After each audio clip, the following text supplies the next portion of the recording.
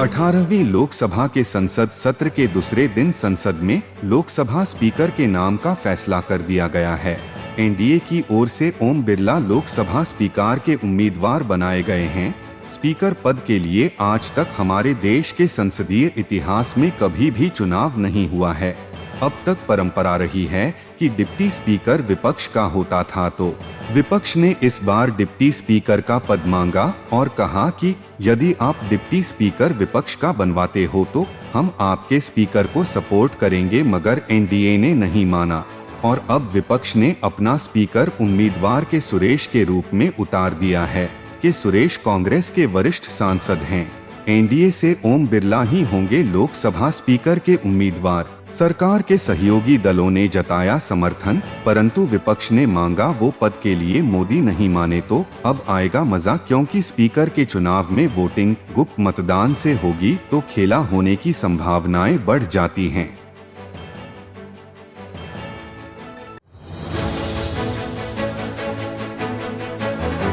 अठारहवीं लोकसभा के संसद सत्र के दूसरे दिन संसद में लोकसभा स्पीकर के नाम का फैसला कर दिया गया है।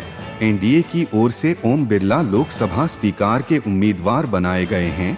स्पीकर पद के लिए आज तक हमारे देश के संसदीय इतिहास में कभी भी चुनाव नहीं हुआ है। अब तक परंपरा रही है कि डिप्टी स्पीकर विपक्ष का होता था, तो विपक्ष ने इस बार डिप्टी स्पीकर का पद मांगा और कहा कि यदि आप डिप्टी स्पीकर विपक्ष का बनवाते हो तो हम आपके स्पीकर को सपोर्ट करेंगे, मगर एनडीए ने नहीं माना और अब विपक्ष ने अपना स्पीकर उम्मीदवार के सुरेश के रूप में उतार दिया है कि सुरेश कांग्रेस के वरिष्ठ सांसद हैं।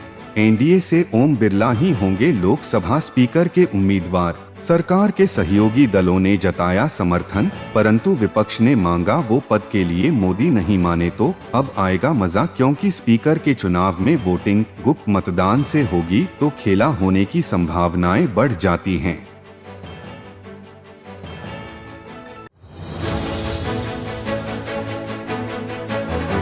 अठारहवीं लोकसभा के संसद सत्र के दूसरे दिन संसद में लोकसभा स्पीकर के नाम का फैसला कर दिया गया है। एनडीए की ओर से ओम बिरला लोकसभा स्पीकर के उम्मीदवार बनाए गए हैं। स्पीकर पद के लिए आज तक हमारे देश के संसदीय इतिहास में कभी भी चुनाव नहीं हुआ है।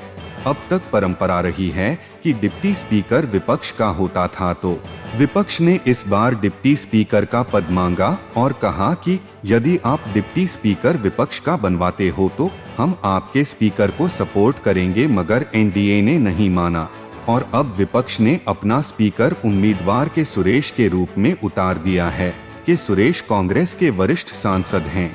एनडीए से ओम बिरला ही होंगे लोकसभा स्पीकर के उम्मीदवार। सरकार के सहयोगी दलों ने जताया समर्थन, परंतु विपक्ष ने मांगा वो पद के लिए मोदी नहीं माने तो अब आएगा मजा, क्योंकि स्पीकर के चुनाव में वोटिंग गुप्त मतदान से होगी तो खेला होने की संभावनाएं बढ़ जाती हैं।